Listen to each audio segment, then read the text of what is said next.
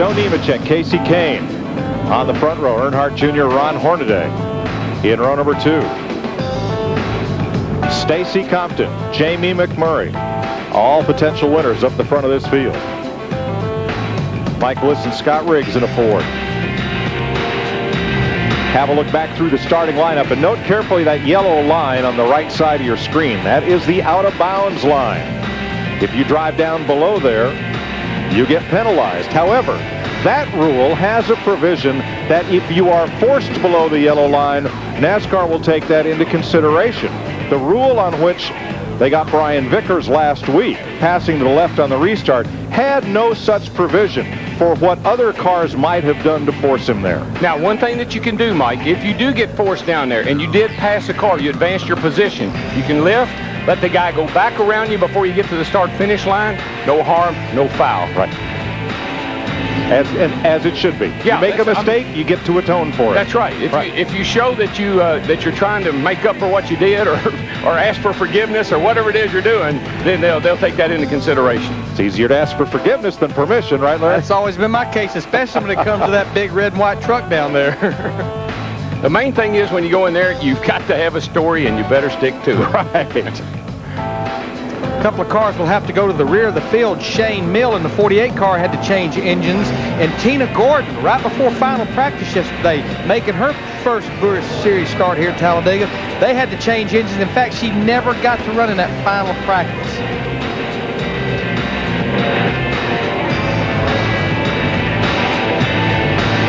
That's a one-race deal for Tina Gordon. This is her home track. She's running for Rookie of the Year in the Craftsman Truck Series. And I tell you, she drove a good race here last year in the ARCA race. I watched her run here. Did a really good job. I think she finished like 10th. All right, fellas, it's time. It is. And you know, the pace cars dropped them off. The only racetrack that we go to where the start-finish line is not right here in the middle of the tri-oval. It's all the way down the short end of the tri-oval, headed off into turn 1. A lot of things can happen, DW. Reach up there and pull those belts tight, please, for 190 miles an hour racing. Here we come, green flag. Let's go racing, boys. Boogity, boogity, boogity!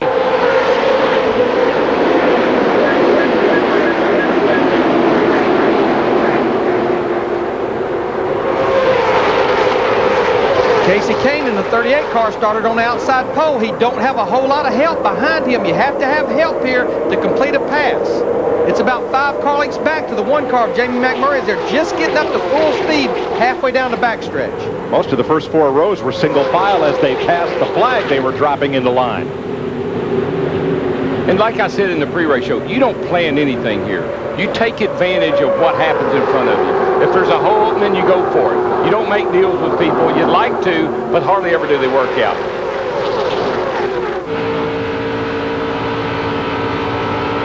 Three wide out of turn 4.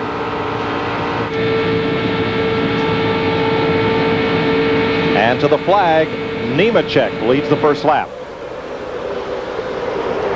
Michael Waltrip in the 99 car, the Aaron's machine, he went right up through the middle. Not very happy with his car after qualifying 21st, but real happy with the car at the end of that practice yesterday. Did you see that right in front of Michael? 4 wide up there in turn 1. And you're going to hear us say 3 and 4 wide a lot. This racetrack's plenty wide for that, but, Darrell, these cars bouncing around, I mean, it's hard to control these cars.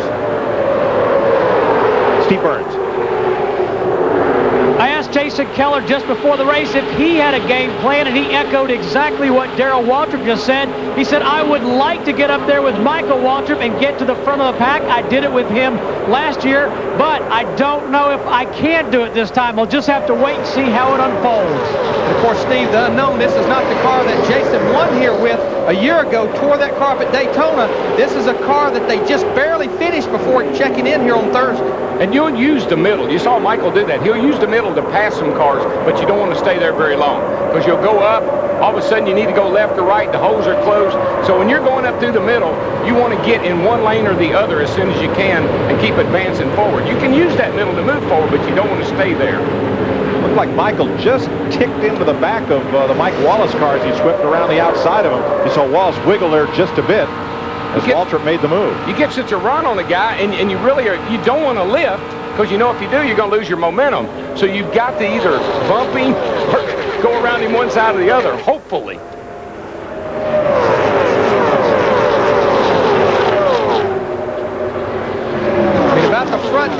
12 cars are single file, but you get back behind them, look at them. That's them right there. That's about 13th to about 30th right there, 3 and 4 wide. Jamie McMurray, he got off to a terrible start, Larry. I mean, he's all the way back to 20th spot. There he is in the middle right there. Didn't get a very good start. He did not at all. Sometimes that's just a product of if these things have got to get their fluids hot and get the engines wound up and get them going. And look who's back there kind of at the head of that pack, Casey Kane, who's dropped well back from his outside pole position. He was trapped up there with no help whatsoever. Starting up in the front, sometimes you're a set and duck. I mean, it's a lot better to be in the back and get all those cars to draft off of, and you ought to be sitting out there in the front with nobody to help you. Jeff Fuller, the former National Modified champ, taking a backup car of Joe Nemechek's, but he's pulled it to the garage. And Jason White has been on and off pit road, the 43rd starter.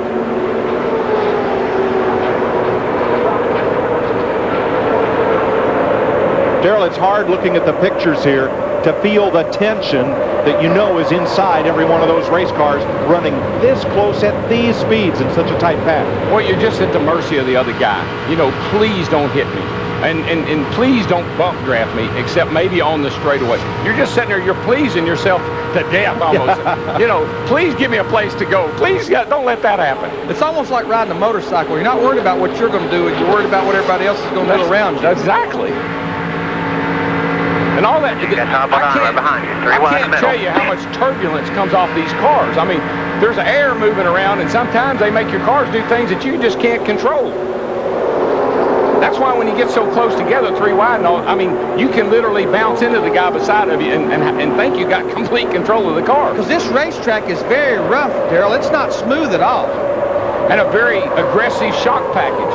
So when the car hits a bump, it snatches the front wheels off the ground sometime or makes them light. An 11-car breakaway at the front of the field, and there's Todd Bodine and Jamie McMurray trying to fight their way through the middle. You ever had your front wheels snatched off the ground? No, thank you. It's quite an experience, let me tell you. 6 laps complete this time by. 111 to go. Joe Nemechek has led all 5 laps, or 6 laps now, so far in the Aaron's 312. This started about 10 seconds ago. 9 laps in, and there's the big one. And I counted 8 cars that just came down in front of us at the start-finish line. That's all there is. It's about 8. It's Johnny Salter right here. Remember, he was in the big one a year ago. There you see Bobby Hamilton Jr., the 25 car. Jason Keller, 2nd points, 57 car. Lyndon Amick, we saw him waving. And he was running in 5th place, Mike, Lyndon Amick. What a shame. Michael and Dale Jr. just barely made it through. It's right behind them. Randy McDonald. The Canadian driver. There goes Scott Riggs. His car's just torn all up. Chad Blunt crashed yesterday in practice. They repaired that car. And Darrell, this wreck happened at a place that we really don't normally see the big one, off turn 4. And this is Mike McLaughlin. A lot of damage to the front of his car, too. Saw Todd Bodine, the 92 car, our points leader, sitting on pit road, tore up. And the 38 of Casey Kane. Outside pole sitter, Kerry Earnhardt. A little damage to the rear there. Guys, let's talk about who only about 10 cars made it. The rest of them didn't. Watch the 21 car of Johnny Sauter go down to the apron and mayhem.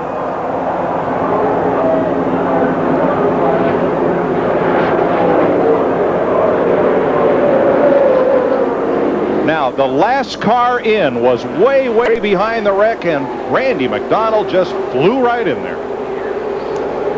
Well, I think we have the mess cleaned up, and we're back green flag racing. Pretty much a single file restart because we're only 18 laps into it. Most of the cars still on the lead lap that's out there. 8 cars were ordered to start at the rear of the field for pitting too soon under that caution, including Chad Blunt and Kerry Earnhardt.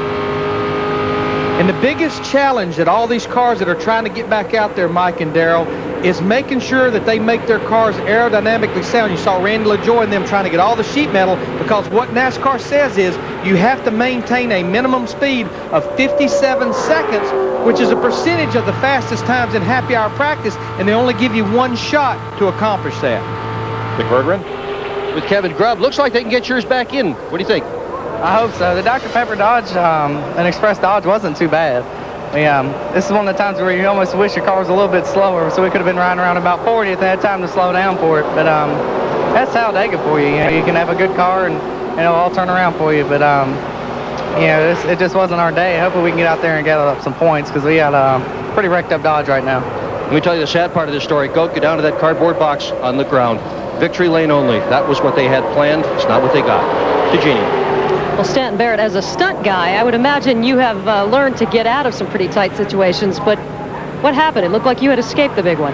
Yeah, I pretty much did. I mean, I did spin out. Somebody got in the rear to me, and we were safely sitting there on the inside of the track with the Autobahn Ford, and we got these back guys. I don't know if they're spotters or drivers. They don't pay attention, but there's no reason why they shouldn't slow down enough to avoid you, and they panic and hit you at a good speed and, totaled a really good race car. We would have been back in this race. So I don't know what NASCAR can do, but it's a shame for our guys. It's a shame for the other drivers. And the biggest thing, it's unsafe. You can kill people here. And I guess people don't pay attention to that or take it for granted. And it's a bad day for the Autobahn guys and the Roush guys. But we'll be back and try to have some fun at the next race. I'm glad you're okay. Matt? Well, Jeannie, under that caution, Dale Earnhardt Jr. was describing all of the debris on the racetrack, so he and Kevin Manion decided to bring the car to pit road, not to change tires, just to kind of kick the tires, make sure he didn't run over something. They cut down a tire, and they topped off the 8 car so he can go the distance on one more stop. To Steve Burns. Well, Matt, Brian Vickers' crew, led by crew chief Lance McGrew, just did a great job repairing the nose to that number 5 car. They were on pit road twice. First for tape. The second time, they fabricated a piece of sheet metal that they put just above the valence, about 24 to 28 inches across. Lance McGrew just telling Vickers he just ran his fastest lap of the day. Vickers in 14th place as you ride along with him. And I watched that crew work on that car. That must be a bunch of teenagers down there. That is the youngest bunch of crew members. Brian's only 19, and of course Ricky Hendrick, the car owner, is like 22, and a bunch of young guys down there. But they're doing a great job. Don't get me wrong. I like what they're doing, and I like what Rick's doing with his team. A guy that has to feel very lucky, Shane Mill in that 48 car. Remember, he had to start this race at the rear of the field because of 2 engine changes this week. Made it through the big wreck, and here he is up there in 4th. And guys, he's had 2 good runs in a row, and he's sitting 7th in the points. This could be a good day for him. And you'd think these guys would say, okay, all I got to do is, hang in here for a while, but they're out there racing like it's the last lap. It's the mentality of a race car driver. I've been told many a times I've had a driver's mentality. And if you want to know what that means, watch these guys right here who are going to have a good finish if they don't run over each other. Shane Meal, who triggered the big one last year in this race, now running 5th as Michael Waltrip pulls alongside with a little help. Darrell, we've been seeing this for the last couple of years here, especially at Talladega. The leader of the race, he hugs the bottom of the racetrack. If you're going to go by him, you have to do it on the outside. We saw that with Mike McLaughlin 2 years ago, and he won the race. The guy that's leading the race right now, if you want to just look at the record book, the only name you see in it is the cat leading the race right now. He's got more wins, more top 5s, more poles. Joe Nemechek is definitely the man to beat here this weekend, but he's also got a cat right there behind him that has got a pretty good car too. Dale Jr. in that 8 car. And that car with a special paint scheme for the Dale Earnhardt Tribute Concert that'll be held June 30th at Daytona International Speedway. June 28th. We're trying to draw attention to that with this paint scheme on Junior's car. There are, of course, die-cast collectibles of that car to be had as well. I tell you, Chase Montgomery in that 27 car right there qualified 23rd. He dodged the big race. He's in 7th place. Won the ARCA race back at Daytona in February, so he kind of understands super speedway racing. And this is a teammate to David Green.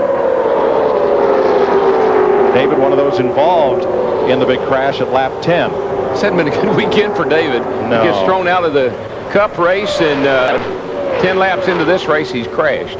But unlike most of the cars, that green car, that is David Green. Unlike most of the cars involved in the big crash, he was able to continue. The group of cars behind this group, led by Jamie McMurray in the 1 car, they need to get lined up because that's the only way they'll ever catch that pack in front of them. That's the way you run the quickest, is if everybody gets in a single file, Darrell. Everybody looks like that. They know that, and that's what they appear to be doing right now. But I think this first group right here is so much faster than maybe the rest of the cars are, because back in there are some cars that are damaged. These guys right here all got a lot of experience. They know to stay together, work together, put some distance between everyone else, settle it among themselves. Jamie McMurray led a pack 9th place on back. We're up now with the leaders, Nemechek and Dale Jr. And here's that group, 9th, 10th, 11th, 12th, 13th. And I believe you're right, Darrell. The last lap that Joe Nemechek ran leading this pack was a 50.27. Jamie McMurray leading his pack was a 50.91, over a half a second slower than this group right here. Like I said, if I'm going to get behind somebody, it's going to be that 87 car, Joe Nemechek, because he's got a fast car and he knows how to win here. Cars continue to come back from the garage. Brad Baker 2 laps down, back in the race after being involved. NASCAR, as you heard one of the drivers indicate, they will give you one chance to get your damaged car repaired and back up to speed. You can't maintain that minimum speed, then you go to the garage for the day. Michael Waltrip, 8th place. Chase Montgomery just ahead. Right behind McMurray, the middle car in that next pack, there's McMurray and Michael. How about an attaboy for former Daytona 500 champ Derek Cope in that 49, who's having his best outing of the season. Another car that dodged a big wreck, qualified back in 39th position. So a lot of cars, it was like a lot of cars at the very back of the pack, they were able to get through that wreck. Yeah, Shane Mill is a good example, because he started the back, as you said, and there he is running up there in the 4th spot. So certainly being at the back is never a bad thing. You got 2 times here you got to really worry. On the start and then after caution. Anytime the cars are kind of bunched up and they're running 4 or 5 wide like we saw on the start here, that's when you got to worry. But normally the beginning and the end, that's when you have to be the most concerned. Joe Nemechek has led most all the green flag laps today. Kerry Earnhardt, Jason Schuler, Brad Teague have each led a lap under caution in the Aaron's 312. David Green drops speed in the middle of the back straightaway, and he's just coasting around coming to the pits. And here's Matt. Well, Mike, they just told Dale Earnhardt Jr. to be prepared, and 30 laps are going to make their stop. Interesting note, Darrell, under the last caution, they told Dale Jr. that Ryan Petty just stopped down here and asked if Jr. would mind just following the 87 car, not trying to get racy too early. And Jr. said, no problem, but I ain't going to follow his bumper all day. So he's just riding right now. Caution is out. You can bet. Comes around. You can bet one thing, when we start strategizing on fuel mileage and who's going to do what, we always get a caution, and it all goes out the window. Debris in turn 4, piece of a tire up in the 4th corner. Wonder if that's something that happened to David Green. Yeah, I think it may be, because we saw him slow. Oh yeah, his right rear tire, look at it. The whole tread came off the tire. Huh. That's something like what apparently happened to the 21 car. But I just wonder, Darrell, as much as that right rear corner's tore up, that if it just didn't cut it off, you know, and it came apart. A lot of damage back there. He's talking about Red Farmer. His car looks like Red Farmer's car. He'd come down after race and say that you ran into him, but his car was so beat up you never could tell where.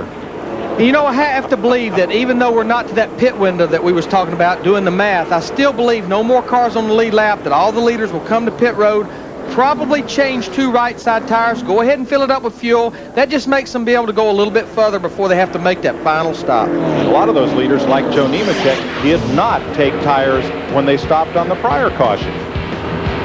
39 complete in the Aaron's 312. We're back for the restart of the Aaron's 312. 43 laps complete this time by. David Green surrenders that spot to Ron Hornaday, so Green is now 1 lap down after a stop to repair crash damage. 21 cars involved in a huge crash at lap 10 when Johnny Sauter cut a tire in turn 4. That has decimated the field. Some, but not many of those, have returned to the track. Yeah, he was just right up in the front of the field, and the tire came off, and around he went, right in front of everyone.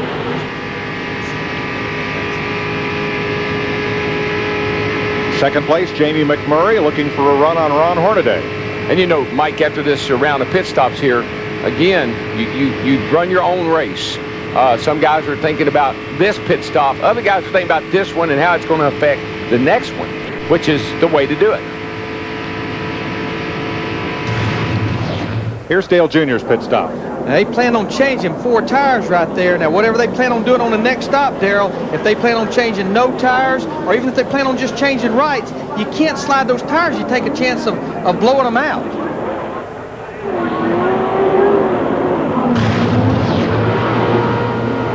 Whatever the deal is, if we don't, you know, whatever we have to do, no tires or whatever, we need to be leading off pit road next time. That's why we did what we did this time. You're fine. Now that was Dale Jr. talking it over under caution after that pit stop. Well, let's do the math again now that the caution came out. These guys all pitted there, and that our original window was 50 to 55 laps, as you see right there. Now what this does, it makes them be able to go to about lap 90 to 95, and by my math, that would let them need less than a can of fuel, so I have to believe that they would only be there for no tires or just right side tires. Here comes Nemechek on the outside, and he's dragging Dale Jr. with him right back to the front. Nemechek's definitely got the strongest car, and you heard Dale Jr. He wants to try to be in front of Nemechek. He's got to get him in the pits because he's not going to be able to get him on the racetrack. That was a power move to get Nemechek back to the front. Let's check with Jeannie. Well, for all the race directing we have heard from Michael Waltrip coming into this last pit stop, I should say he acquiesced to his crew chief, Bobby Kennedy, and said, you decide what you want to do. So here's what they decided. Right sides and fuel. And then Bobby said, and then it'll be just a gas and go at the end for the race.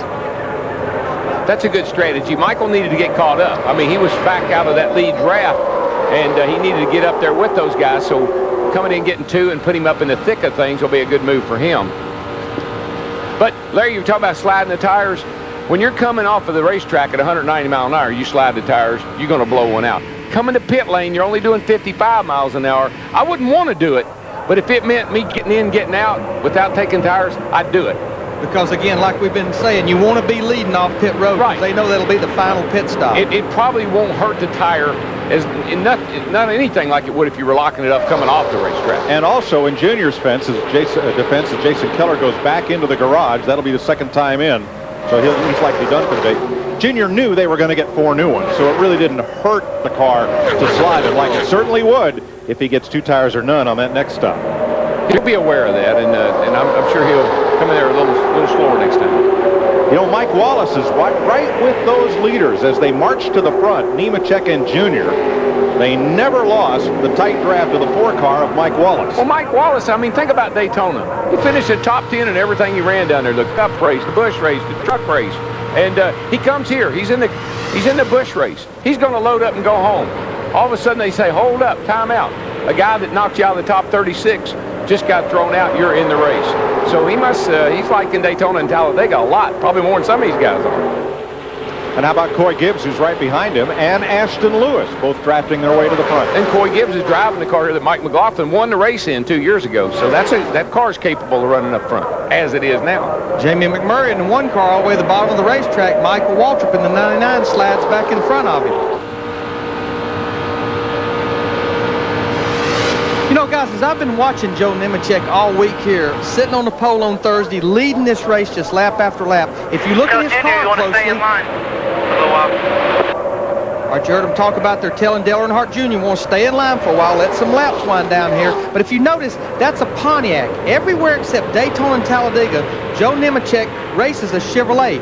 The reason is the center of the deck lid, one of the more critical parts of the race car on a Pontiac, is about 1.5 inches lower than a Chevrolet.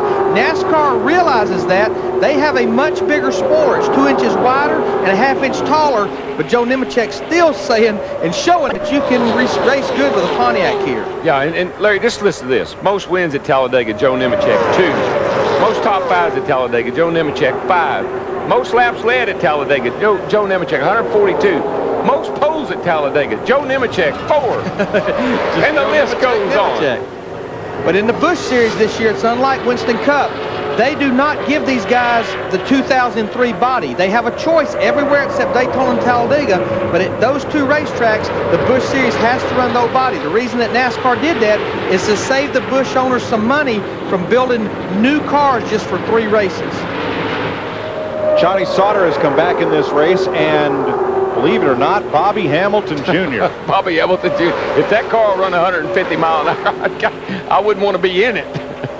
I mean, that's the thing. We talked about it earlier. I mean, the spoiler's way down. There's no front end. He will not be able to maintain the speed, but I think what his goal is, if he can go out there and make 1 or 2 circuits, he can gain several positions, at least probably 4 or 5 positions, and that's more with Busch Series points. Yeah, there goes Stacy Compton. Same thing. That's what all these guys are trying to do.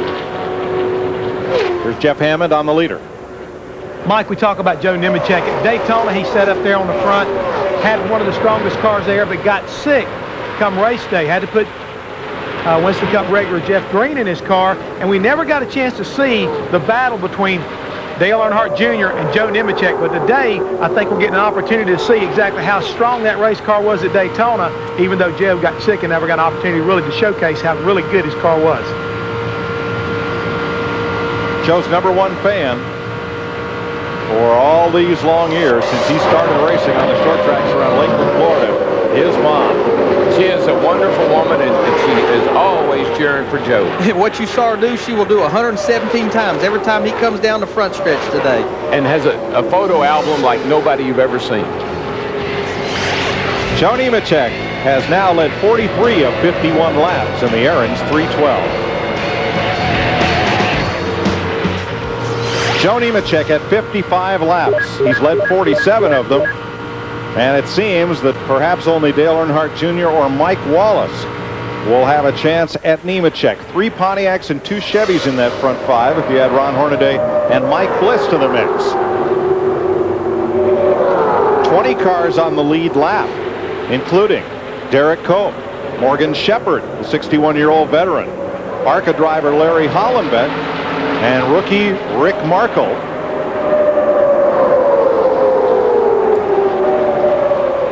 A 21-car crash at lap 10 took 9 of the top 15 drivers in Busch Series points to the garage. A few have returned with damaged cars. That's right there is what happens when you let these cars go back out, Mike, with a lot of damage and things taped together and parts kind of flapping all over the place. You end up getting a piece of debris out on the racetrack. Now, Bobby Hamilton Jr. returned to the track for just 2 laps and then went back to the garage. Whoa. I'm not sure it's not just a piece of silver tape, but they must have thought it was a piece of aluminum because the caution is out. When you get here. Piece of aluminum. Caution is out. Lap 57, 3rd caution of the day, the 2nd one for debris.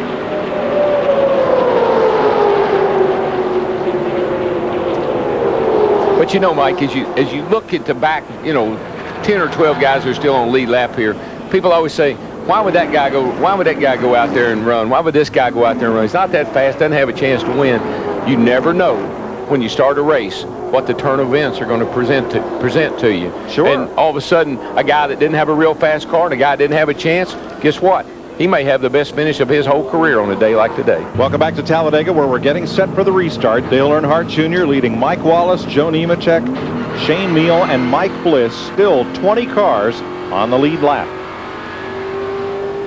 57 to go. And Michael Waltrip, in case we didn't mention, he came to pit road with 1 to go and topped off. That was on lap 60, which means 57 to go. He feels sure he can make it from here. Yeah, but you know something, Larry? I was thinking about that. These other guys must think they can make it as they are.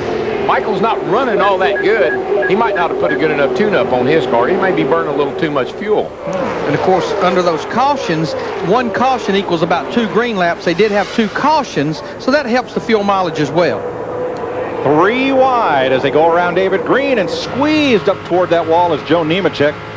They're going to make it past okay. He don't want to waste no time, not let Dale Earnhardt Jr. get too far away from him. Shane Mill in the 48 pulls right back in behind him. Now, Junior and his crew had a discussion after their pit stop. Here it is. Gas mileage is getting better, like maybe too good though, but we didn't spill nothing, but it's just conserve on the caution, but we should be fine. I know you don't like hearing that. You're all or nothing, and you're the toggle switch man, but as soon as they throw the green, you throw that toggle switch on, and you're good. Just help us on the caution. That's what Kevin Manion was telling him right there. 4th gear, just cruising along.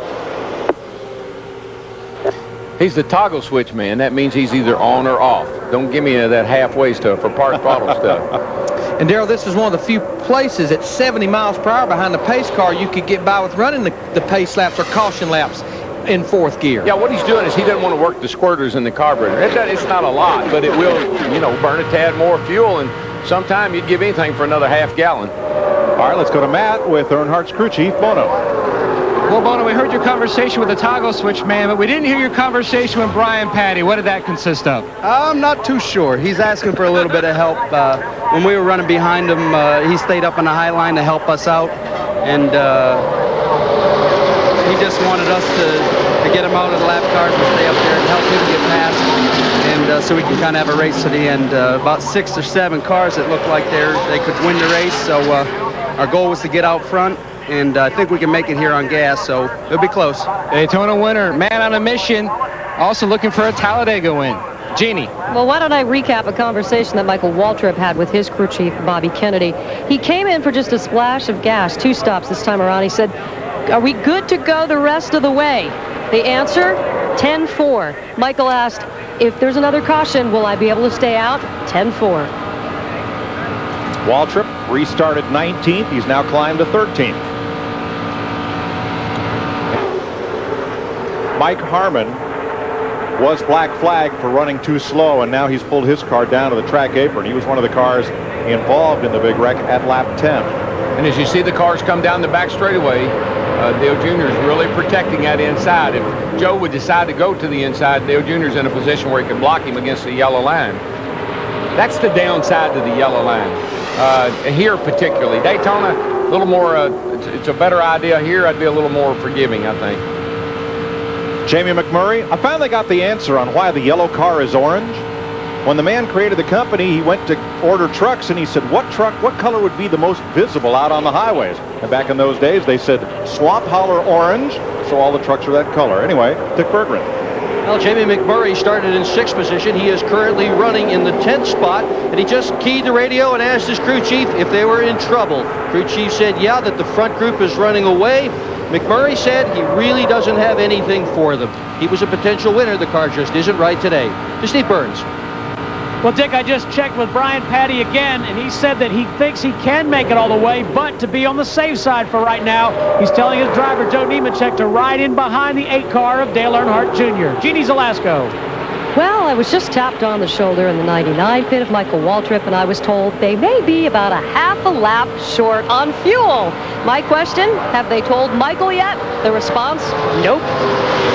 And Ginny, they even came to pit road and topped off, but I'm looking at the 2 guys leading the race, Dale Earnhardt Jr., Joe Nemechek, even throw Michael Waltrip in the mix. They don't race for points. They race for wins. Trust me, they will not come to pit road. I think that 87 knew he needed to draft all the way to the finish hole because he pulled that piece of tape off of there so he could get tucked in behind Dale Jr. Didn't want to get that engine too hot. I say he's just sitting there saving a little fuel right now. You know, the unique thing about Jamie McMurray in the 1 car is he came into this race 3rd in points. Realistically, he could leave here with the points lead, but he's not going to race in Nashville next week. David Strimmy will be in that car, but just remember, we talk a lot about this when we refer to the 21 car owner points championship. Right. And I didn't really research that on Jamie's car. I read it in the Fort Worth paper last weekend. But still, it's a good story. Dale Earnhardt Jr. leads the Aaron's 312. You're a wealth of knowledge. Well, Mike, we've got Brian Patty, Joe Nemechek's crew chief, down in here on the box talking to Kevin Mannion. They're talking about how close both teams are on fuel. Bono has crunched the numbers, but what they don't know is how much fuel he's burning leading. Remember, he was following for most of the race the 87 car. They feel like they are 1 lap or less shy of making it. They haven't told Junior yet. At this point, Bono says, we're going the distance. I mean, it's a mute point telling Dale Earnhardt Jr., wouldn't you think, right now, Darrell, with him out there leading. He's not going to relinquish the lead, no matter what, I don't think. He's not going to let Joe Nemechek go by him. No, he likes him where he is. A lot easier to block him when he tries to pass you than it is to try to get around him. So leading here has always, the last several years, have been the way to go. How about some downfield coverage? 61-year-old Morgan Shepherd, he's a lead lap car. That white car running in 14th place. Right behind him, that's the 68 of Rick Markle from Michigan. His best finish in 5 races, 38th at California last year in the Busch Series. And Larry Hollenbeck in the black 62. He's out of Kalamazoo, has 15 ARCA REMAX Series starts since 2001. This is his first NASCAR Busch Series race. They're all running on the lead lap. Yeah, the 0 car that Morgan Shepherd's in, that car is actually owned by Johnny Davis, who was James Hilton's crew chief for a number of years when James Hilton was running the Winston Cup circuit. And if you notice, he's got Jesus on the hood. Now, I talked to Morgan about that. Morgan is a strong believer, and I admire him for his principles and standing up for what he believes. And he wanted that on the hood of the car he drove. He does a Racing for Jesus, the name of his race team. I have a lot of respect for Morgan for being that bold and stepping out and standing up for what you believe. Absolutely. And I tell you, I noticed that's a good run for him, especially. I looked at the right front fender. I'm sure from something that happened in that big wreck, a lot of damage on that right front fender. And we talk about Arrow here. For him to be sitting there in 14th, that's pretty good. Chase Montgomery going to give up 2 spots to Michael Waltrip and to Jamie McMurray. That'll kick Montgomery back to 9th. I mean, this is a good run for Chase, but I think he's trying to figure out, Darrell, that staying put, staying in line is probably the best thing for him to do.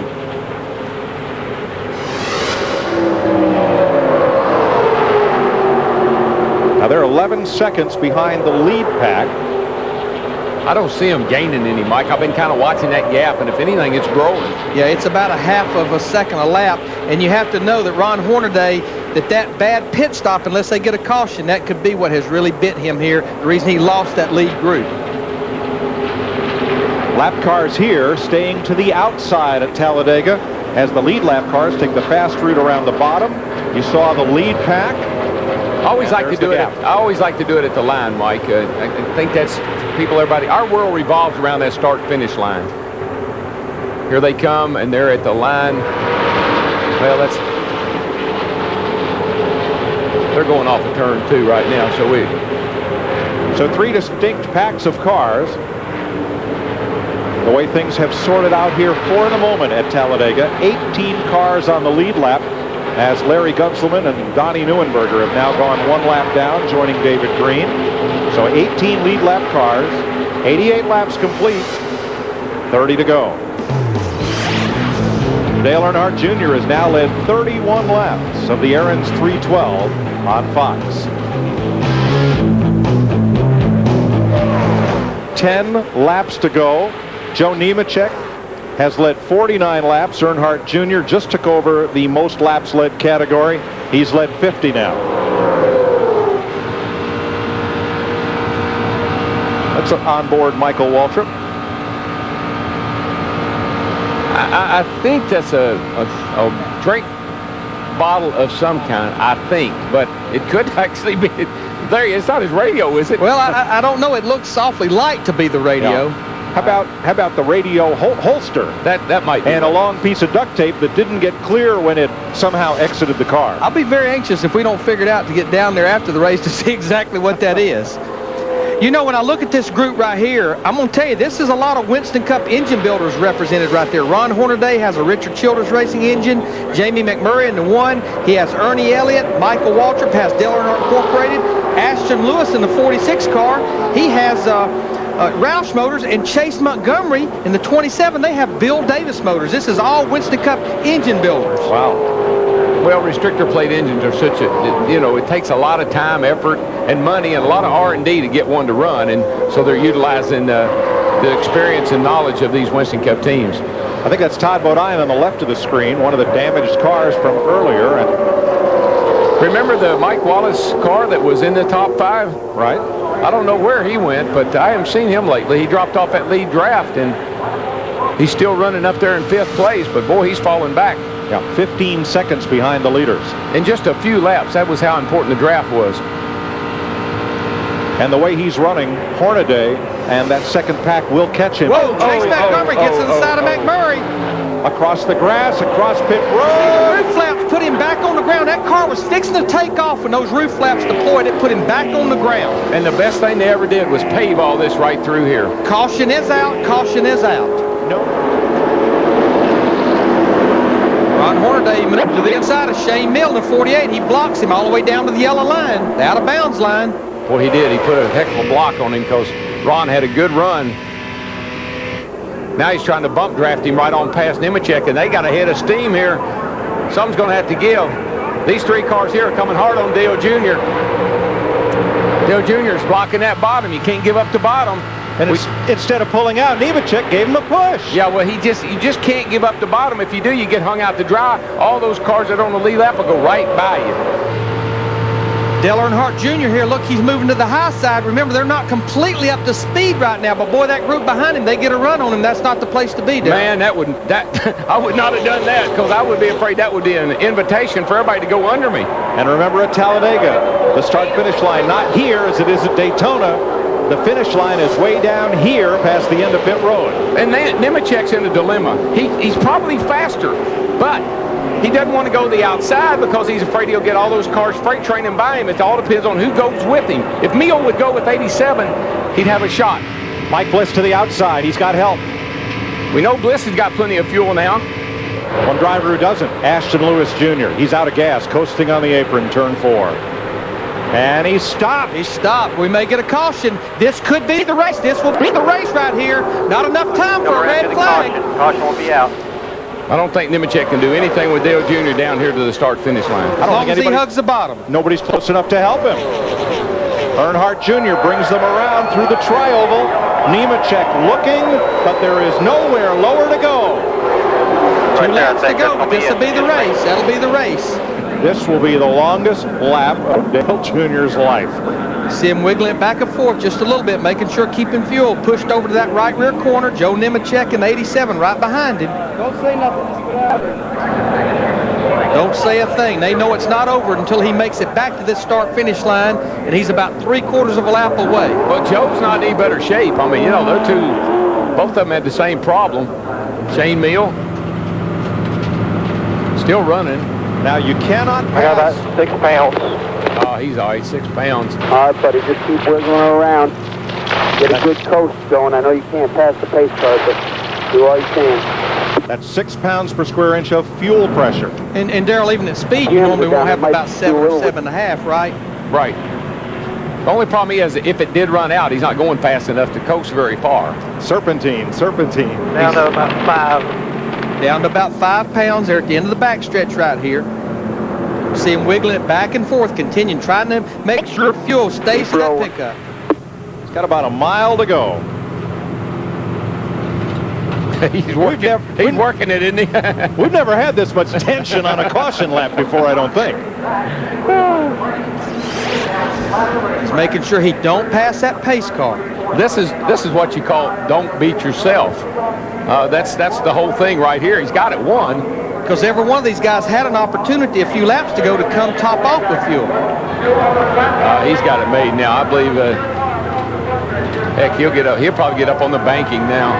But if that car slows much below pace car speed, it's still running. He's fine.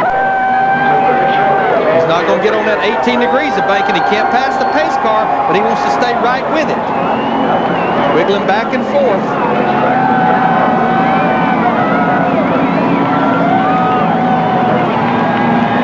See the line. Don't pass that pace car. and Dale Earnhardt Jr. wins it with a last lap time of 2 minutes, 16 seconds. It may only been at 70 miles an hour, but it was pretty exciting. Let's check the official results. Dale Earnhardt Jr. on top, holding off Joe Nemechek. Ron Hornaday, a terrific finish. The rookie Coy Gibbs finishing in the top 10. Yes, it is. And how about top 10 right there? How about Tina Gordon right there? No practice yesterday because she lost an engine before the final practice. Came back, finished 10th. Great run for her. The question, if we hadn't gone under caution, Jeff Hammond, would Dale Earnhardt Jr. have been able to hang on? Hey, wouldas, couldas, and shouldas, my friend. He's in victory lane. We'll never know that answer for sure. And had the hold off at the end with that pace car. It's a good thing that he didn't have any intent to pass the pace car. We might have had some controversy. 2 questions. Could you run to the end on gas, and could you have beaten Dale Earnhardt Jr.? We're good to go to the end, and he wasn't going to be able to make it. You know, when I was behind him, drafting with him, I was conserving a lot of gas. And, I mean, we were staying on the track. I had tons of fuel pressure. We're good to go. It's a tough day. You know, our Cellular One North Dakota Network's Pontiac run good, unloaded fast, sat on the pole. I got a car to go to Daytona, I got to thank everybody that supports this Precision Gear. Just everybody. I mean, it was a good day, and I thought I had the fastest car. When I was behind Junior, I had to keep backing off because I couldn't get everything lined up right to make the move, and just needed 2 more laps.